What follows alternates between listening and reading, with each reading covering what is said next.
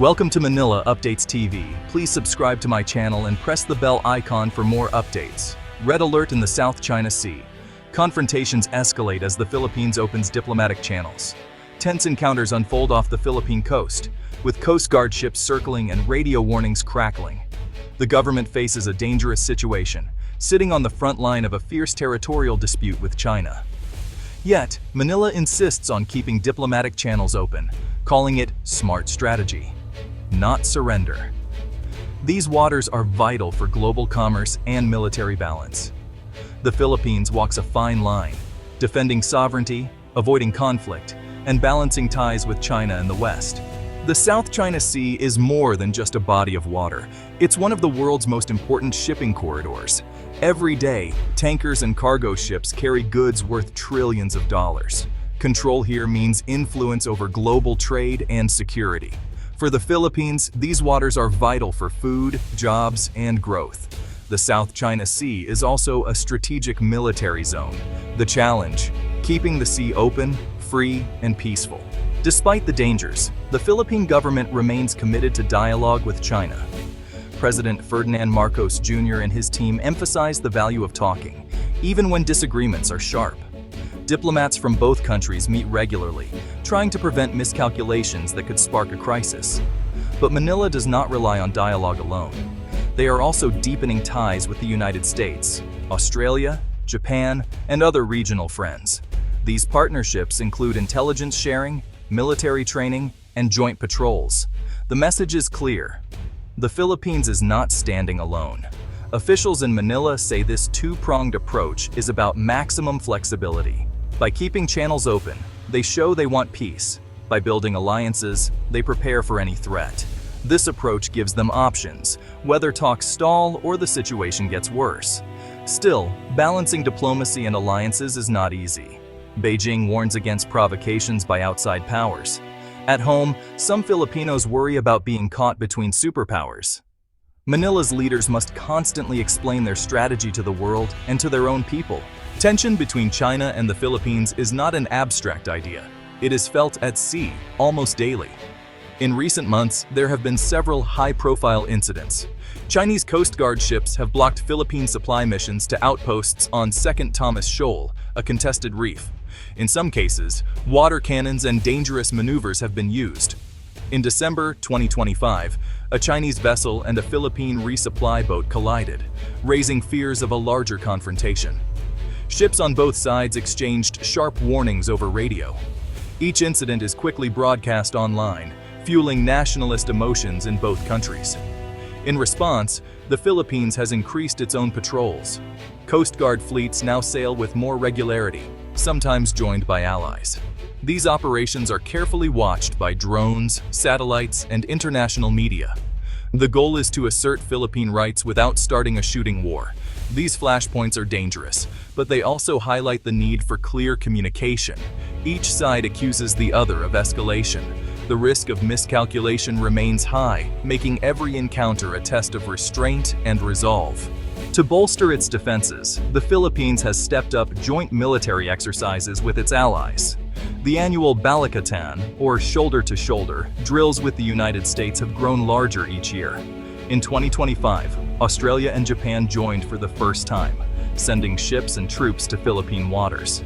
These exercises are designed to improve coordination in real-world scenarios. Soldiers practice beach landings, disaster response, and maritime security. Fighter jets and warships conduct live fire drills, demonstrating the combined power of these partnerships. For the Philippines, these drills send a clear signal to China and the world. They show that Manila is not isolated. Allies are ready to assist if tensions turn into conflict. At the same time, Philippine officials stress that these are defensive moves, not an invitation to war. The joint exercises also help build trust and interoperability. Filipino troops gain experience working with advanced U.S. technology and tactics. In a crisis, this could mean the difference between confusion and a coordinated defense. Alongside training, new hardware is arriving in the Philippines. The U.S. has begun deploying advanced missile defense systems to key bases across Luzon and Palawan. These include Patriot surface-to-air missiles and HIMARS rocket batteries with long-range strike capabilities. American and Filipino engineers are upgrading airstrips, radar stations, and fuel depots. These improvements make it easier for Allied forces to operate together. The goal is to create a stronger, faster response to any threat from the sea or air. For the Philippines, these new defenses are a major boost. They can monitor Chinese movements more closely and respond to incidents more effectively. At the same time, the presence of U.S. equipment sends a message to Beijing Manila is not an easy target. However, these deployments carry risks. China has warned that the presence of foreign missiles could destabilize the region. Some Southeast Asian neighbors worry about being drawn into a great power rivalry. Manila must weigh these risks against its urgent need for security. The Philippines leaders walk a tightrope every day. On one side, they keep talking to Beijing, seeking ways to avoid accidents and resolve disputes. On the other, they boost their military, work with allies, and prepare for the worst. This balancing act is not new, but recent events have made it more urgent. Every diplomatic meeting is matched by a new patrol or military exercise. Each statement of friendship is followed by a warning about defending sovereignty. Officials call this strategic clarity. They want the world, and China, to know that the Philippines will not give up its rights. But they also want to avoid a war nobody wants. This approach requires patience, discipline, and clear communication. Critics say it is risky to rely on both dialogue and deterrence. Some argue that Manila should pick a side. But for many in the Philippines, the current policy is the best way to protect national interests in a dangerous world. Diplomatic tensions are often made worse by public statements. In recent months, officials from Manila and Beijing have exchanged harsh words in the media. Chinese spokespeople accuse the Philippines of provoking incidents and working with external forces. Philippine leaders reply that they are simply defending their territory and people.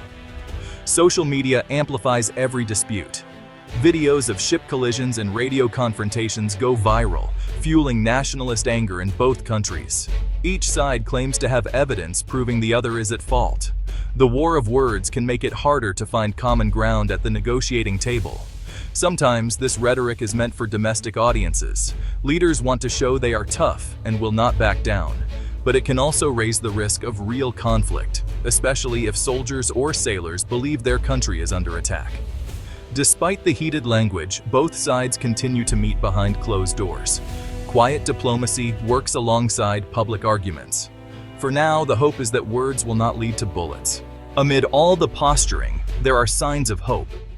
ASEAN, the Association of Southeast Asian Nations, has restarted talks with China for a regional code of conduct in the South China Sea.